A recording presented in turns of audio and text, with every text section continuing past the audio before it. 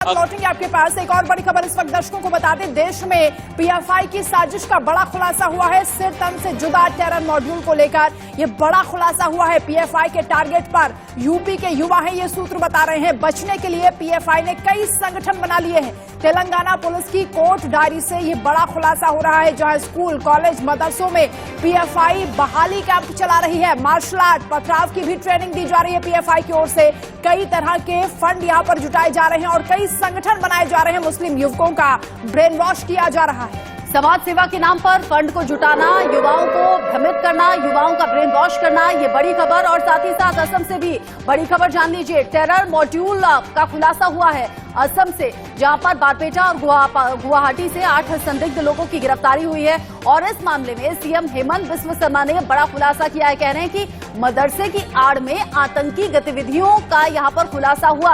आतंकी गतिविधियां मदरसे की आड़ में चल रही थी। मदरसे के मुफ्ती समेत 8 संदिग्ध इस मामले में गिरफ्तार हुए हैं और इन सभी की कोर्ट में पेशी भी आज पुलिस के जरिए होनी है। असम में टेरर मॉड्यूल का बड़ा खुलासा, मतलब तार देश के अलग अलग राज्यों में, अलग अलग जिलों में जुड़ते हुए नजर आ रहे हैं। किस तरीके से पीएफआई कनेक्शन सामने आ रहा है, जैसे कि यश समीर राजू भी बता रहे थे। और यूपी के लोगों को, यानी कि यूपी के युवाओं को भी इसने टारगेट पर रखना था।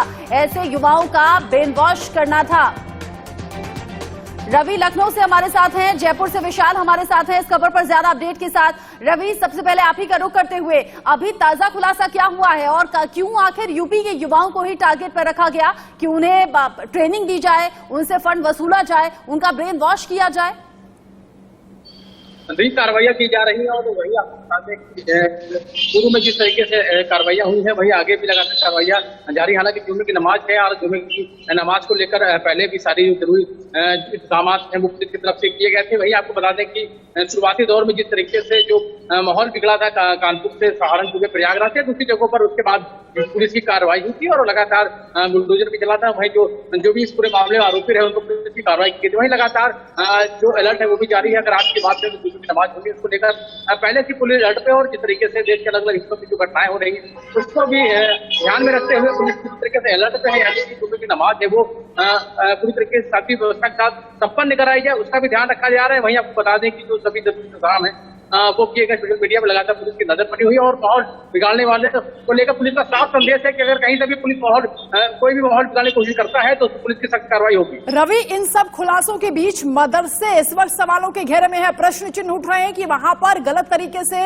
पाठ पढ़ाया जा रहा है, आतंकी पाठशाला चलाई जा रही है और यह भी कहा जा रहा है कि वहां मार्शल आर्ट की ट्रेनिंग दी जा रही है, पथराव करने की ट्रेनिंग भी युवाओं को मिल रही है।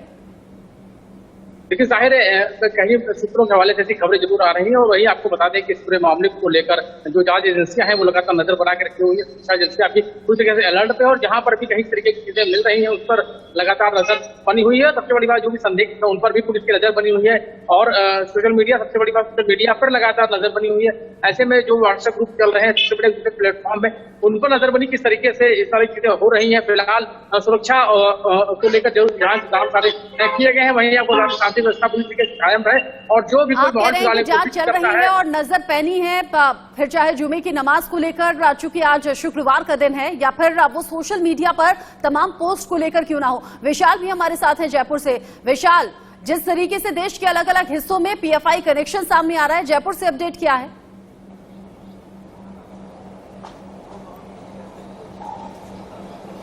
देखिए, क्योंकि देश भर की अलग बात है, लेकिन सबसे पहला नाम राजस्थान का आता है, क्योंकि हालिया घटना हो, चाहे अलवर हो, चाहे जोधपुर हो, चाहे करौली हो, चाहे उदयपुर हो, इन तमाम घटनाओं में कहीं ना कहीं जो कनेक्शन एक है वो है सबसे बड़ी पीएफआई और आतंकी संगठनों का।